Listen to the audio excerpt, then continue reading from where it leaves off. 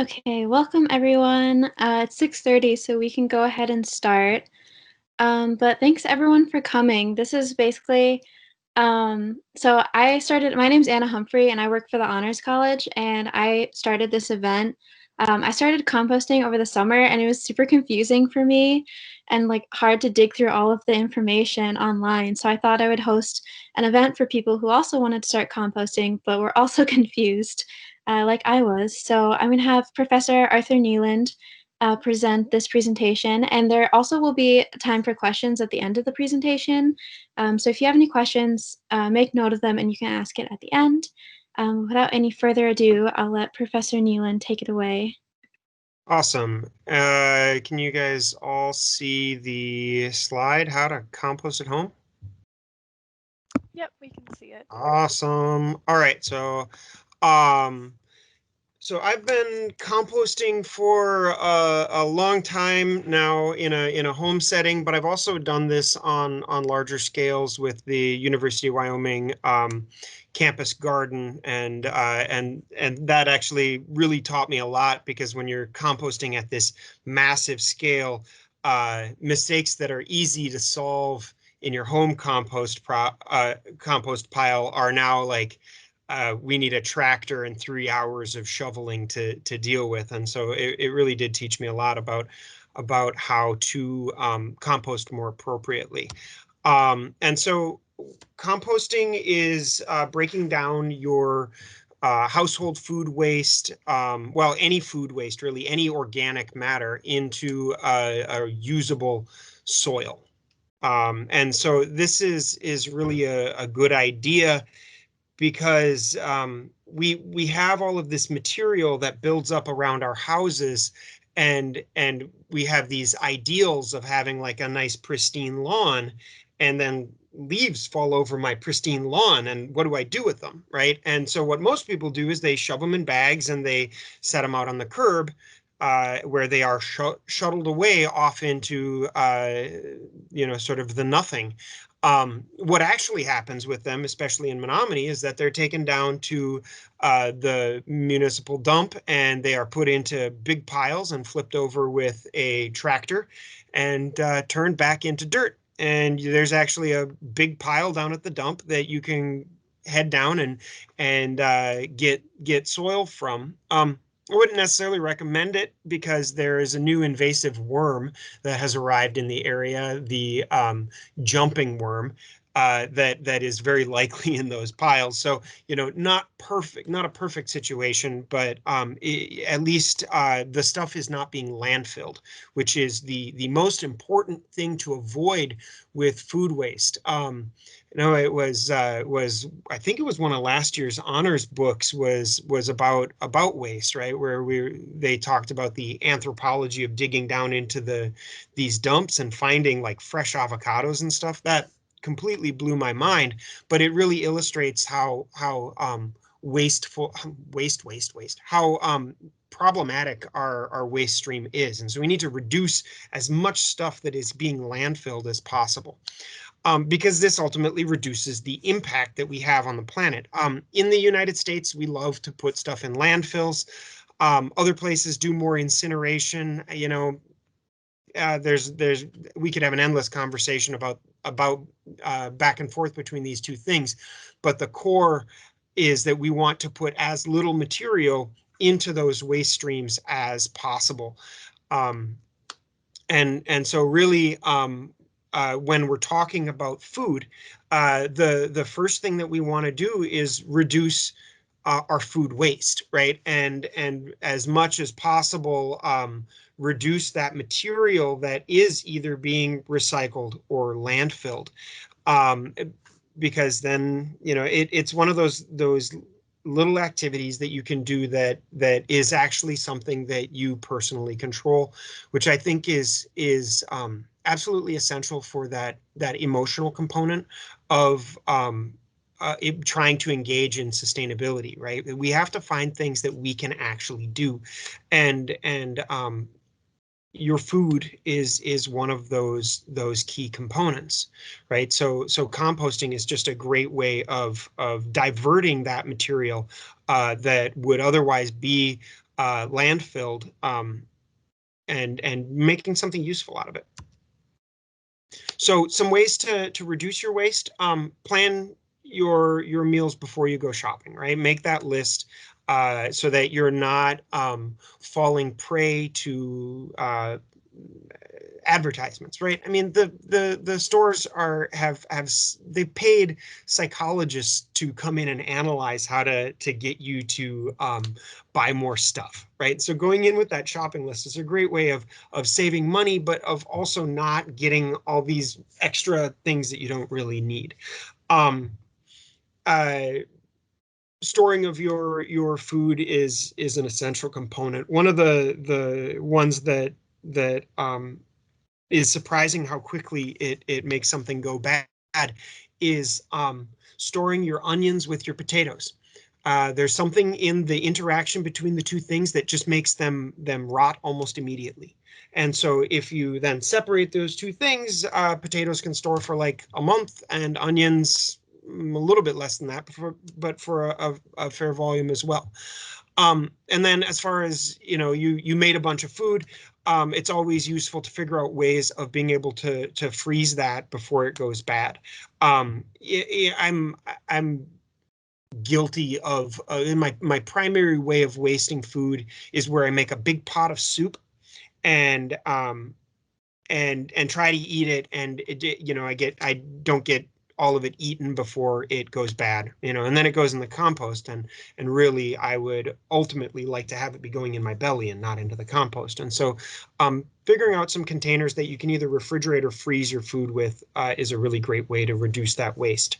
Then, and this is the last point here, is actually a really fun way to kind of increase the flavor of the food that you're making. And so you're, taking the food scraps. And so I like to take my chicken bones and crack them in half, because inside the chicken bones is all kinds of great um, uh, marrow that adds just a ton of flavor.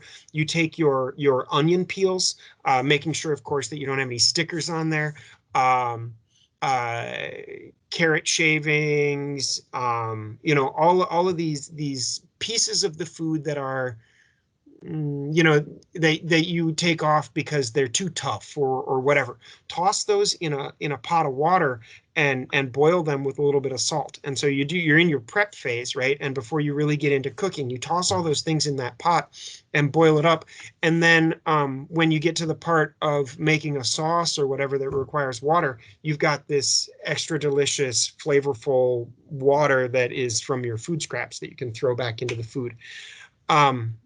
So there's all kinds of little tricks, right? And I think the ways to get engaged in these little tricks is to I mean, get together with your friends and make food. I know that it's how many of the suggestions I have are just totally broken by COVID, right? I'm always like encouraging people to get together and cook and make food, but hopefully soon we'll be able to do this stuff again.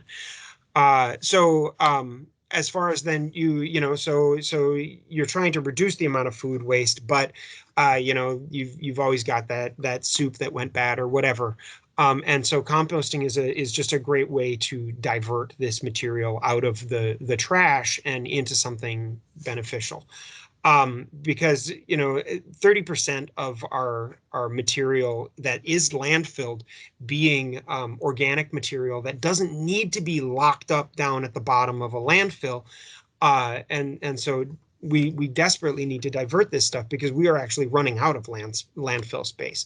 And then the other problem with when you get that food scraps down into the landfill, there's no oxygen present, and so the material creates methane gas, right? And so those of you who've maybe been out to the Brickyard disc golf course, there's a couple of pipes sticking out of the ground, and it says there's like a no smoking sign. That's because the Brickyard is actually partially on a landfill.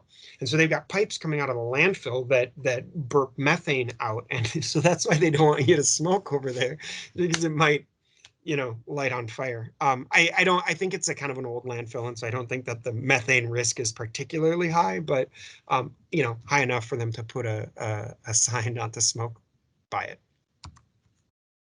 All right, Anna, do you want to talk about this part here? This is Yeah. So this is an app that I discovered a few months ago because I was having like difficulties like figuring out how to reduce like the food waste that I created. So it's free for iOS and Android. It's called Cooklist, and basically you can like plan your meals and you can put in your ingredients that you bought, and they have them in different categories, and then you can actually find like recipes based off what you already have. So it's good, like a kind of a good way to figure out how to use up the food that you already have before going shopping, so you don't like start getting a whole bunch of stuff piling up in your refrigerator. But yeah, so there's those three different like options that you can use. And like I said, it's free, so it's nice. And so far it's really helped me reduce my food waste before like it ends up in the compost. and it also kind of helps with figuring out what to eat, right? Can't it you have your food in there and it'll suggest things for you to cook, which is I think is particularly helpful because sometimes you don't have the creativity to come up with a recipe, and so you can pop this thing open and it'll give you some ideas of what to make. So technological solutions. Okay, but the real thing about composting is that we can take this waste stream and turn it into something beneficial, right? And so the advantages of a good compost material is that it's rich in organic matter. So it's got all this carbon and material in it which soaks up water. It is also really high in nitrogen, phosphorus, and potassium, which are the primary nutrients that plants need. It's also loaded with micronutrients. And so you've maybe got some indoor house plants, and so you can add a inch of compost on top of your house plants. Beforehand, you want to be careful. It's important to note these house plants here were selected mostly for their visual characteristics, because not all plants like high nutrient conditions, and so you have to be kind of careful, especially if you're keeping any strange plants, right? You want to make sure to look that plant up and make sure that it isn't the kind of plant that actually dislikes high nutrient conditions. The other thing that you want to watch out for is not all plants like a lot of water, and good compost with that organic matter will be very spongy. It holds water very well, and so if you have plants that are in either of those categories, you kind of want to be a little bit careful. All right, so how to compost. The basics of composting are really combining these two categories of materials. So your brown, so and these are terms that you'll find out on all of the websites that cover composting, and that's one of the great things about composting is that there are just a ton of freely available resources for you on the internet. And so 2 years from now, you're in a situation where you're like, I'm going to get into that composting stuff, right? I can't remember a thing, right? Just go out onto the internet and you can just look stuff up and it'll come right back to you. So the browns are really low nitrogen components, right? They're generally sort of dried leaves, paper, hay, things that have a lot of carbon and very little nitrogen. And our greens are the not they're not well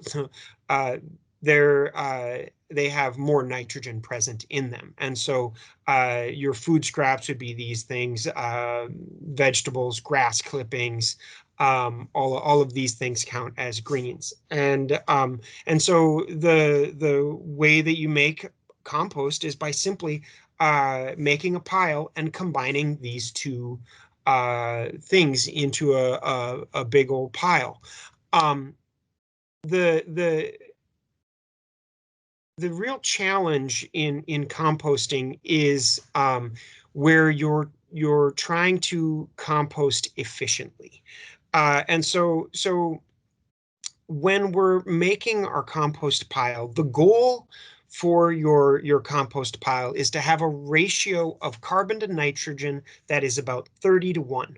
So nitrogen is like the fuel of the planet, right? It's the primary atom that is used to make things explode, right? So TNT is a molecule that is just loaded with nitrogen on it, right? And you bump that thing and it explodes, right? And so it's very much the same story in compost. That if you have a nitrogen to carbon ratio that is getting towards like 15 or 20 to 1, your compost pile can actually overheat. The microbes that are in there they're eating the food that's present, and just like you, when you're breaking down food, you make waste heat, and so the microbes are making waste heat, and you've got this big pile of stuff, and they can actually it looks like it's been burnt, right? And so this was one of those lessons out in Wyoming. We got a bunch of waste from the dining hall, and we were doing our best to layer this stuff appropriately, but failed. And when we dug back into it a couple months later, it was black with white material in it, that it actually sort of I wouldn't I hesitate to say lit on fire, but it was kind of close to that range. So if you are wanting to compost quickly and efficiently, you can get a pile of compost. If you hit that 30 to 1 ratio, to go from food scraps to soil in maybe 2 months. Right. And what'll happen is, if you're being really meticulous, you're using a long thermometer, you're poking that into the soil, and you're observing once it gets up to 150 degrees Fahrenheit. That's your optimal temperature. And so you just kind of monitor it. And if it starts getting too hot, then maybe you'll mix in, dig around in it, and mix some more carbon in there. And now that's not how I compost anymore. I'm not shooting for that 30 to 1. I'm honestly shooting for more of a high carbon compost, because I'm not in any hurry, right? I've got a big garden in a backyard, and so I actually collect leaves from friends and neighbors that I know don't use any herbicides or insecticides, and I just make a big pile, right? And I have one area where I put my fresh waste, the stinky stuff, and then and usually that builds up over the winter, and everything freezes solid. And in the spring, as quick as I can, I dig it up and I mix that with the leaf matter, I just make a big pile out of it, and it sits there for a year, and then next year I put that pile on my garden. The advantage of doing compost like this is, when you do that compost where you're running really hot, what happens is that the nitrogen actually can boil off.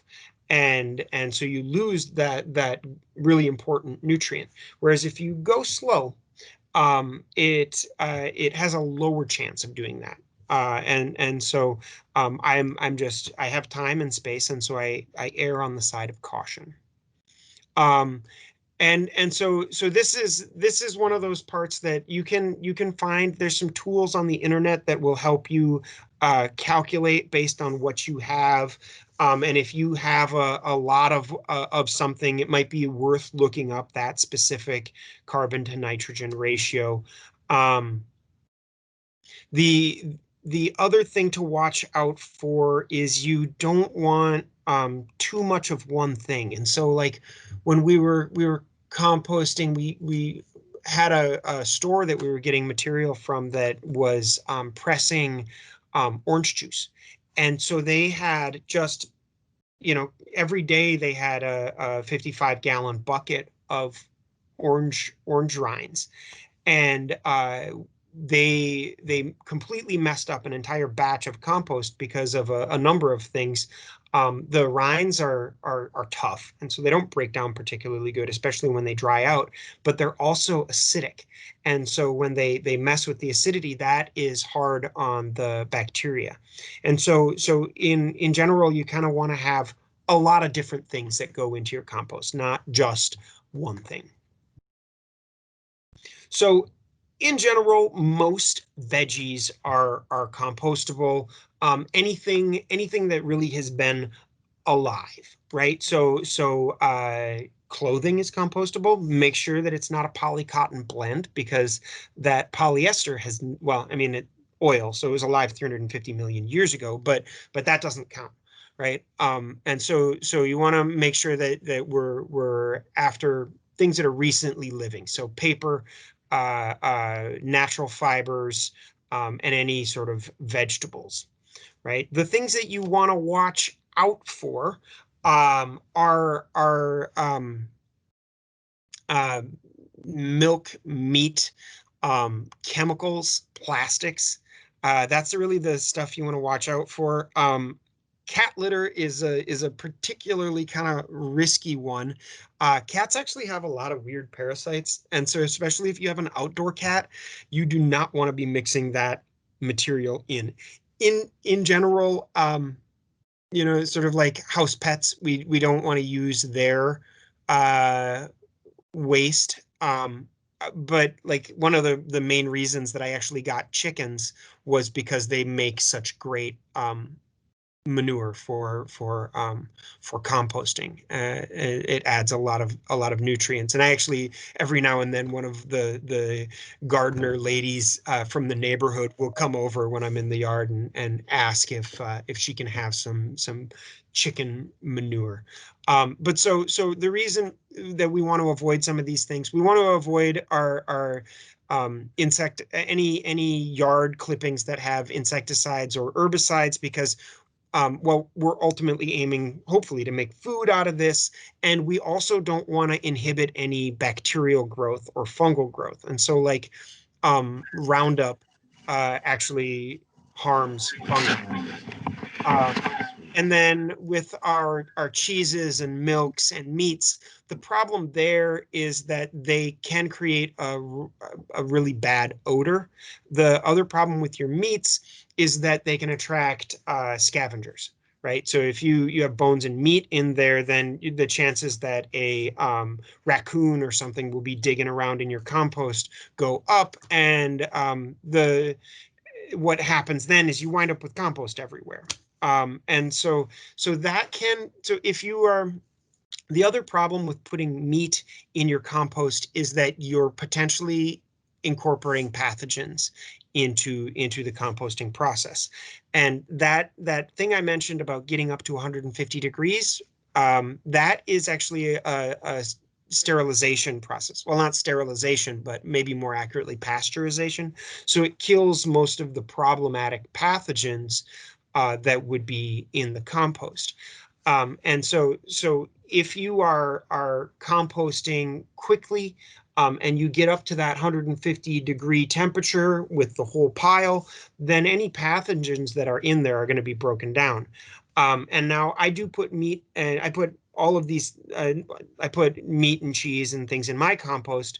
And because I've got so much leaf matter and I actually put it in a wire cage, I've never had any problems with my local animal population coming in and checking it out. Other than dogs. Dogs love that stuff, but they just love everything funky. So a lot of these things on this list are really sort of like smell problems and some disease pathogen problems. Right. So the other part that we have to talk about is compostable packaging. And so this is kind of interesting that you've actually been exposed to a large volume of compostable packaging via Stout. I actually have one of my compostable forks that I've been using since last semester, and I just wash it when I'm done with it. And but if you put these things in the compost, they don't break down. So they are ultimately more akin to a plastic than anything else. And so any of the PLA packaging that is plastic like, it is really only compostable in an industrial composter. And ideally, you would even probably put something like that through a chipper before it goes in there. It's funny. Last night, I did a fire in my backyard, and stuff kind of wanders out of the compost pile every now and then. And there was a compostable knife that had probably been in the compost pile for 2 years. Yeah, they just, and I've kind of I stopped uh, kind of trying to get them into the compost pile because they just don't disappear. However, any of the paper products, like the clamshells that you get at the student center, those are perfectly compostable. They break down really nicely. The thing you want to watch out for anything like that is you don't want a big stack of them. What I oftentimes do with these is I just actually put my compost in them. So I use them as the container that I'm storing compost in, and then I just toss that in my pile. So paper compostable packaging is good. Plastic compostable packaging won't harm anything. It just won't go away. All right. So now there are a number of different ways that you can compost. There are also a ton of products that you can buy to more easily compost. I'm always seeing these sort of big barrels that rotate around and stuff like that. My favorite thing with composting is to try to not ever spend money on it. And so one of my favorite tools for making a good compost pile are old pallets. You can always find old pallets. They're available all over the place. And so you just make a box out of old pallets, and I usually do 3-sided and toss it in there. But so the basics for backyard composting um, is really you need something to store your compost in when it's in the house. And so I actually have this exact metal tank inside my house. It's got a carbon filter in the top, and so it kind of prevents the smell from getting out. And then you make some kind of a bin, and I like to start with the brown material. So I would start with yard leaves or hay, or really whatever it is that you can get access to. And then you put your food waste on top of that. And I always put leaves on after every layer of food waste, just so you don't have that material hanging out. Um, and so a container to put it in inside the house, and then some place to put it outside the house. But one of the real problems that we have in this area, especially for you students, is that you don't have backyards oftentimes. And so what do you do if you want to process your food waste in a reasonable manner without a backyard? Well, there are some clever tricks that you can do, because we've got a lot of people who live in big cities who have looked into this. Before we get to vermicomposting, there is actually, if you want to throw money at the problem, you can just buy a unit that's about the size of a desktop computer that you put wood material and compost in, and it heats it and composts it and runs it through. And so for a couple $100, you can get one of those. If you don't feel like throwing money at it, vermicomposting is a great way to do this. So this is where you break down your organic material using worms. And could have the other added benefit of, if you're a fisher person, you have a readily available source of high quality red wigglers to go fishing with. Although the thing to note about this is people I know who do this do become attached to their worms. And so if you're a fisher person, you might have some conflicts within your household about you torturing and killing worms. So how you can also, the vermicomposters, you can also buy bins for this, but you can also just do it with totes or buckets, and there are tons of YouTube videos where people walk through all of this stuff. But the idea here is that you stack buckets on top of each other, and you want to have a good lid on top, and so you put your food waste down. And the worms will naturally sort of eat it, and then you actually put when you take your new food waste and you put that in the top bin, and the worms will just naturally migrate up into the top area where you have the fresh food, and then you just pull your bucket off, take the one that's finished off, and go do whatever you want with the composted broken down material.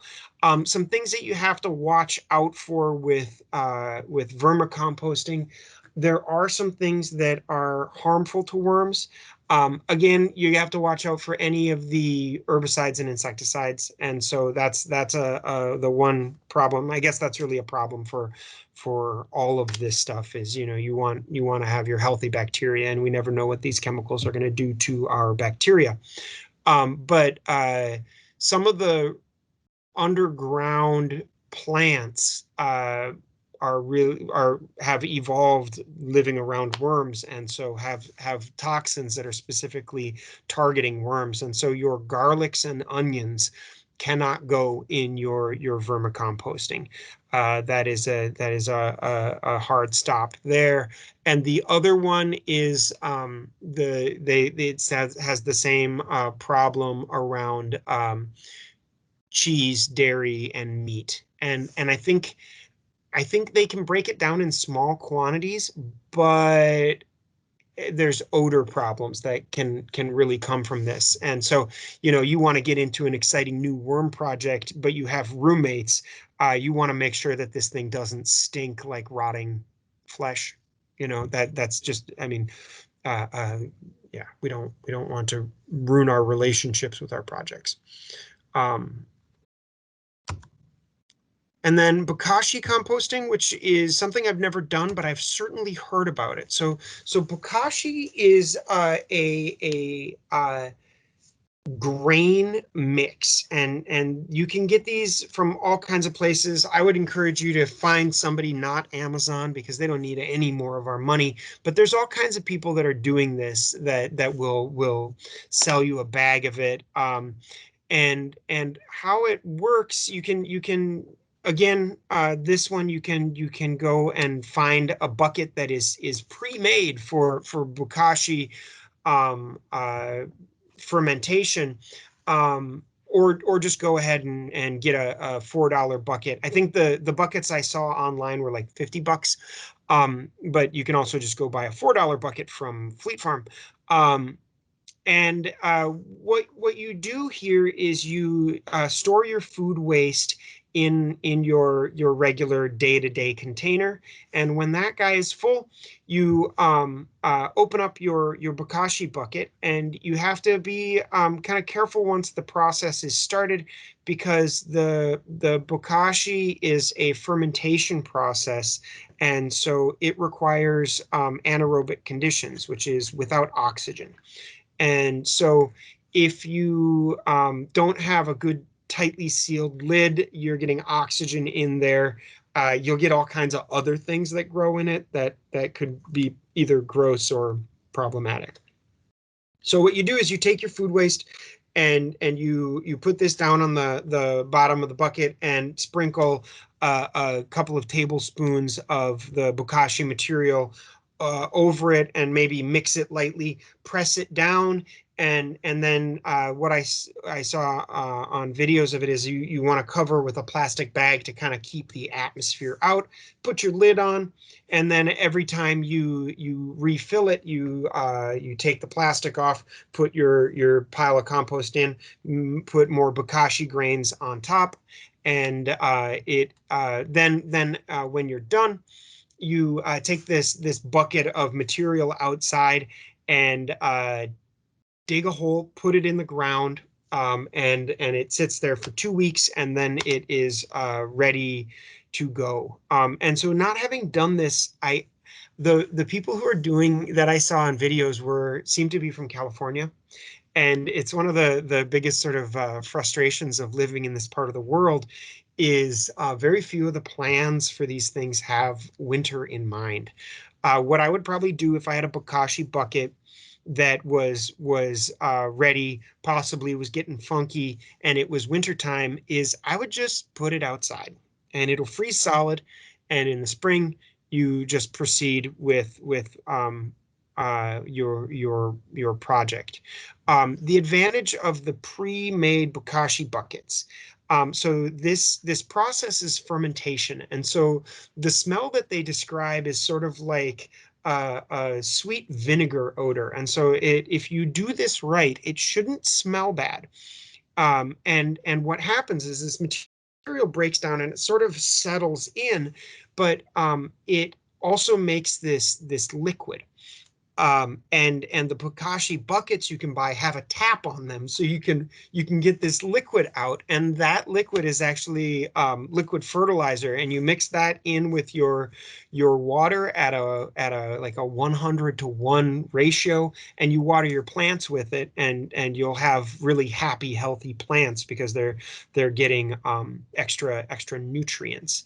Other thing about the Bokashi is that it can take all the cheese, meat, any of those things that you would normally exclude from your regular compost are totally fine in the Bokashi.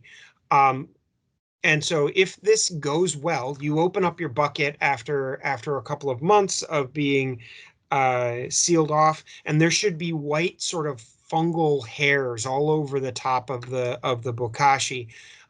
If it's gone wrong, it won't smell like vinegar. It'll be kind of gross smelling, and you'll have other colors than white. So if you have greens and browns and other colors of things growing in there, that means that you did something wrong, and you probably need to rewatch, go back to your starting material, rewatch some of the educational videos about this stuff, and try again. The other cool thing I found out is that they don't recommend necessarily washing out your Bokashi bucket in between fermentations, because if you have some funk on the sides of that bucket, it's just the fungus, right? And so as long as you didn't have any of the greens or other off colors in there, just the sort of white fungal hyphae that are supposed to be in there, then you can proceed. Other advantages of the Bokashi process is that you're incorporating living organisms into your soil, and creating a more living garden space, right? And so the dirt is actually a living thing, right? Healthy soil is completely alive, and that's one of the advantages of Bokashi, is that you're incorporating good bacteria and fungi into your soil system, which is good for the plants as well. So 2 scoops every 1 to 2 inches. If anybody tries this out or has tried it, I wanna know. This is when I was out in Wyoming, we looked into Bokashi, but it was cost prohibitive because we were doing so much composting. We were twice a week loading up an entire big truck full of 55-gallon buckets, and so we had just these massive piles, and it was going to be hundreds and hundreds of dollars of Bokashi to do this, and so we never went for it. But I'm really kind of curious about this process. It seems pretty cool.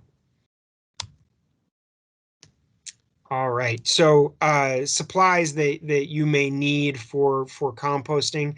It's one of my favorite terms, obtainium, right? We always want to be aiming for stuff that we have, right? Because your composting process shouldn't be something that costs you money. Um, and so you've got these bins, these totes. I would totally put that into the category of obtainium. You see them all the time, kind of in various states of disrepair. The lid disappears for whatever reason. And so if we're just going to be using that as a composting receptacle. It doesn't need to be in any kind of good shape. And the other things, the red wigglers, you can find various prices for those. You do want to make sure to get red worms. And so I would, if you're thinking like, oh, they got worms over at the bait store, I would be pretty careful about what type of worms it is that we're talking about there, right? Other things that I find to be helpful in setting up composting, I like to use hardware cloth, which is a wire mesh cloth, and usually in squares. Chicken wire also works good, although that is one of the least pleasant experiences I've ever had. Is stabbing myself in the hand with with a wire fence piece that was in my compost. It was decidedly painful and then got kind of infected. So you definitely want to be careful when you are using and composting because that wire gets pretty darn funky. And I every time I work with hardware cloth, it winds up cutting me up. So that's one of those things to be kind of cautious about. Um, but like I said, you really can build a compost bin out of just trash. One of my favorites that when you guys depart Menominee, all of your old futon frames are left behind. Uh, so you take a futon frame and rip it apart to the two folding bits as your sidewalls, and an end wall out of a pallet, right? And you maybe take some rope, tie this stuff together, and there you've got a perfectly functional compost bin. So it's always good to just make do with, right? All right. So what are some common issues with composting? Um, Insects love compost. Your flies. This is I don't. I mean, I'm an entomologist, and I have to admit there have been times where I have stood for upwards of 10, 15 minutes just looking at my compost pile and all the awesome insects that are in there, which is, I think most people even find insects to be exciting when they are outside of the house. Inside of the house insects, however, are a whole different story. And so you really have to be careful, especially in the summertime, that your receptacle for your compost doesn't become infested. Uh, we had forgot to empty the compost this summer before we went away for the weekend. And nothing is better than walking into the house and being like, oh, that doesn't smell good. And I looked in there and there were maggots in the compost. And so, like, you really want to be careful on that one. My roommate forgives me because she's married to me. But maybe some of your roommates aren't going to be quite so forgiving of this kind of nonsense. So that is definitely one of the things to be very wary of is making sure to get this stuff out of the house. The other thing that you can do is toss it in the refrigerator. Right, that is another great way to suppress your insect problem from your compost. If you're the kind of person who has a hard, like wintertime, I know we get when that day that it's -40 and your compost bin is full, and it's not the most exciting thing to do to run out outside to wherever you have it. And so having a spot that you can put it in the refrigerator isn't a bad way to do it. Smells. So compost can get real funky. One of so if you are aerating your compost appropriately, and so compost, traditional compost is an oxygen rich process, so you want to have oxygen be present. Ways that oxygen stops getting into the compost is if it gets too wet, right? So if it gets rained on too much, or if the material you're using is too wet, then it settles and your oxygen doesn't feed in naturally. And the smell that you get from this is sulfur. It's sort of like brimstone smelling rot. It's a horrible smell. So when we were composting out in Wyoming for a period of time, we tried to get the food waste from the scrape station, so like you got your tray and you were overexcited about the food you were going to eat, and you got too much and you scraped it into, I don't think they have it in the commons anymore, but they had this river of water that you'd scrape your food into, and it's just disgusting. So that in Wyoming, they ground that stuff up and put it in these 55-gallon drums, and it kind of looked like ground up hot dogs. It was just disgusting stuff. But it was too wet. And so we were composting this stuff, and it was always getting anaerobic, right? So oxygen wasn't getting into it, and then it starts to make this horrible smell of sort of like sulfur and rotting corpse. Yeah, there's a picture that comes up on Facebook every now and then where we've got like bandanas around our heads, which of course barely work to keep the smell out. It's sort of from keeping it, like it feels like it gets into your mouth, and we're running a tractor to flip this compost pile. So that's one of the things that you desperately want to avoid. The hardest part to avoid that in this area is wintertime, because your compost oftentimes freezes, and then when it thaws out, it will settle in a weird way. And so I always make sure right after wintertime to get in there and flip it as soon as my compost pile thaws. Now, that is one of the advantages of getting your carbon to nitrogen ratio right.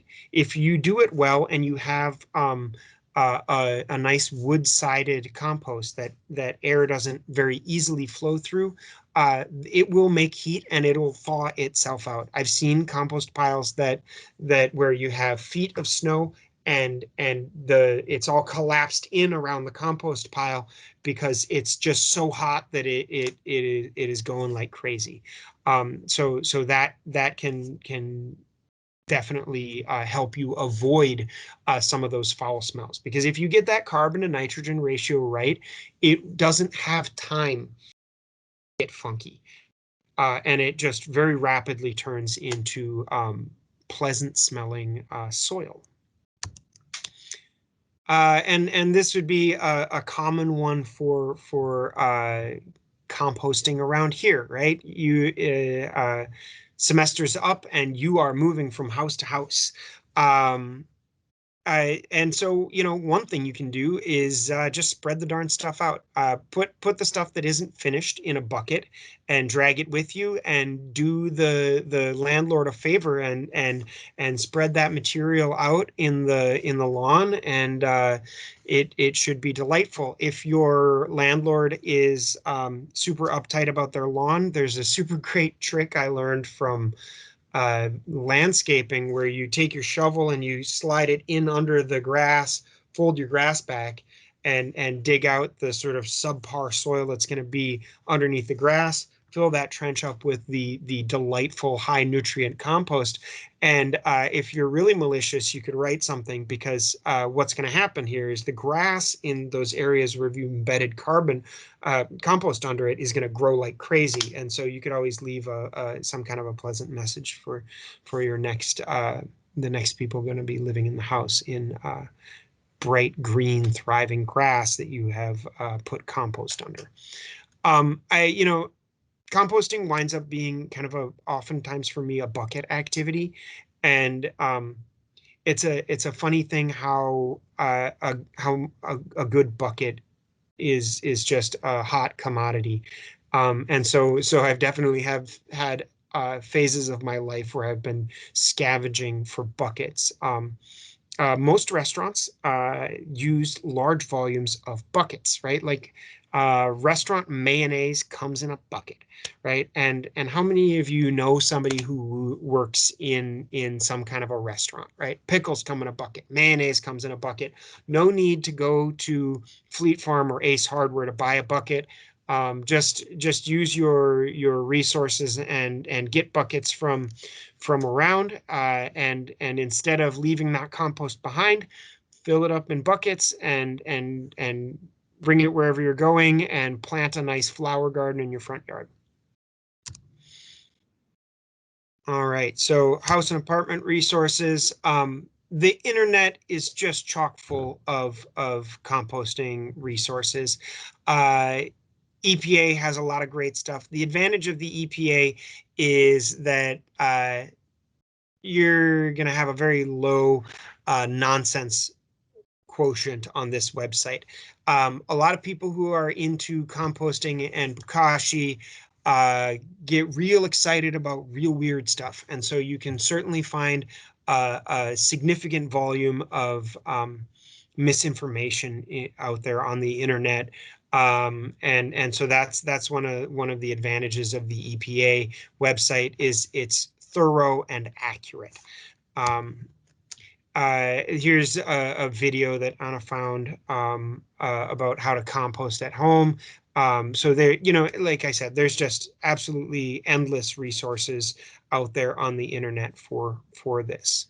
And what I like to use, so the basics of composting really: make a pile, mix leaves and vegetable material, and figure it out. That carbon to nitrogen ratio stuff is hard to do. And the best way to figure it out is trial and error, right? Just get into it. One of some of the things, coffee grounds are excellent. You can actually just put coffee grounds straight on your plants. You don't want to put too much on because you can overwhelm them, but coffee grounds are almost perfect soil amendment as it is. One of the other composting techniques that I see kind of regularly that is kind of interesting is where if you have small volumes of compost and have access to a garden, you can actually just go bury your compost out in the garden, and it breaks down really fast. Those worms that live in your garden will love you for it, right? Again, you maybe want to be careful about onion at that point, but alrighty. So this is going to be put on the internet for future people to watch, and I think we're off into the question phase. So I'm going to escape out of the presentation and jump back into the chat.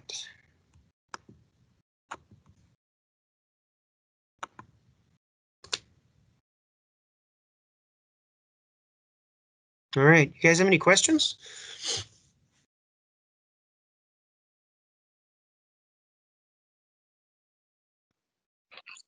Is it right if I just talk? Is that fine? I'm fine with it. All right. We just kind of throw our food scraps outside for our chickens to eat. Is that a fine method? Perfect. Yep. Right. Yeah. Chickens are awesome at that. They do a great job. That actually has reduced my compost by quite a bit. Or changed it more accurately.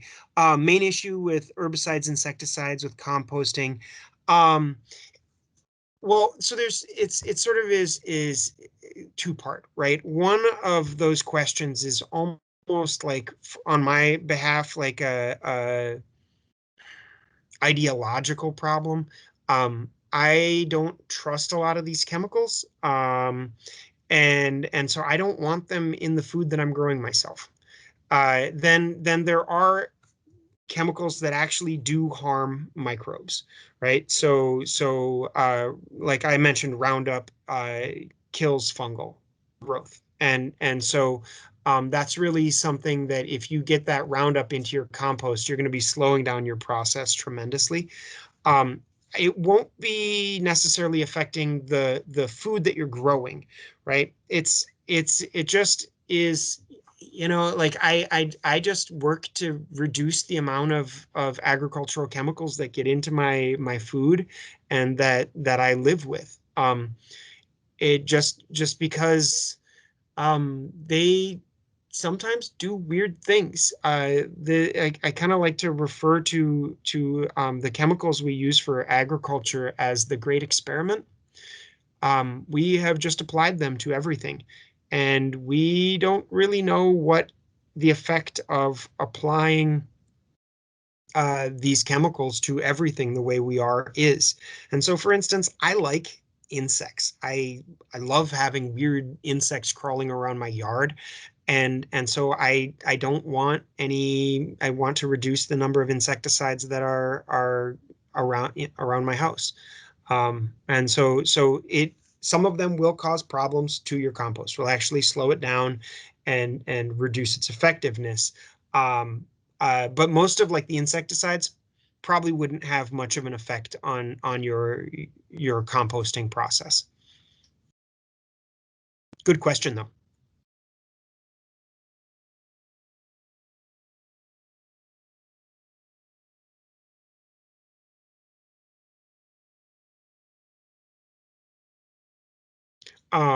One of the this for the um, industrial designers out there, there's always awesome opportunities to make cool new vermicomposting rigs.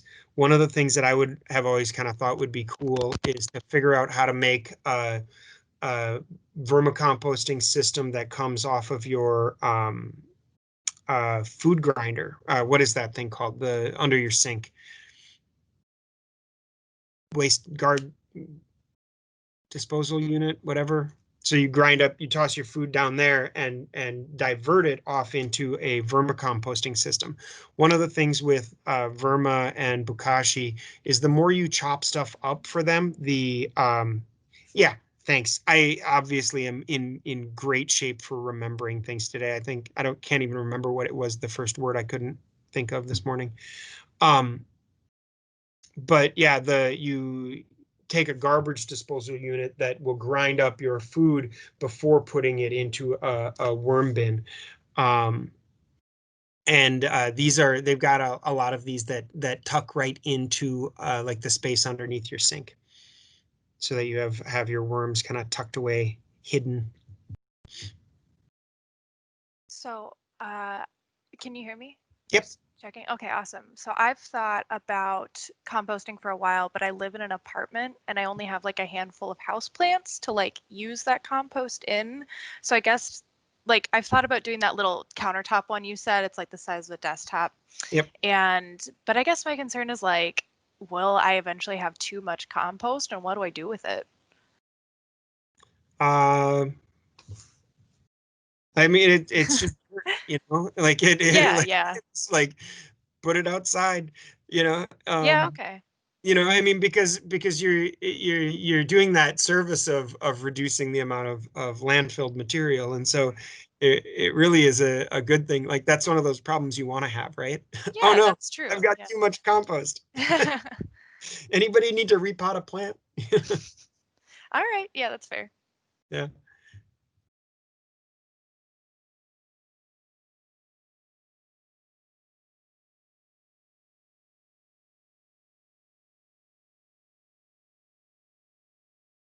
Anybody else? Okay, you talked about the ratio of carbon and nitrogen, golden ratio, from food to usable soil.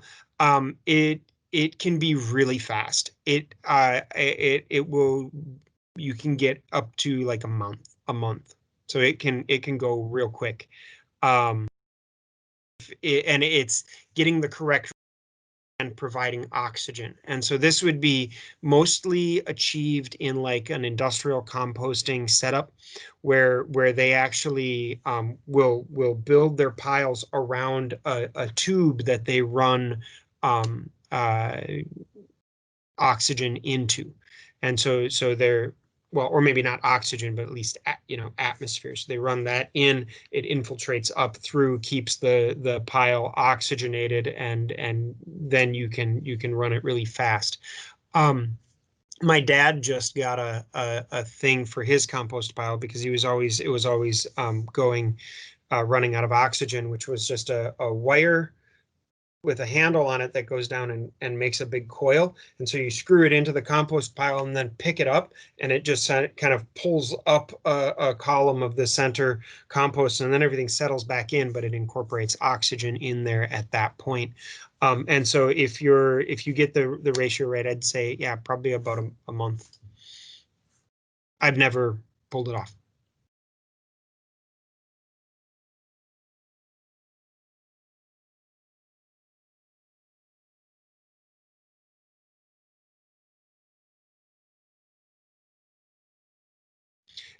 One of my favorite parts about composting is really the whole like problem solving. The objective of kind of like figure this out without spending any money on it, using stuff you can find from the world around you, because ultimately we're trying to reduce waste here. So it's all about scavenging for materials and building stuff out of trash, which is I think is just a delightful exercise.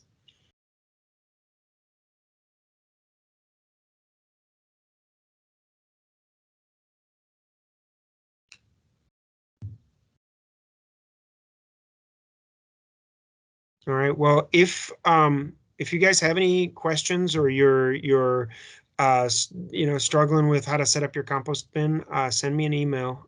I'd love to help people set up compost bins. No problem.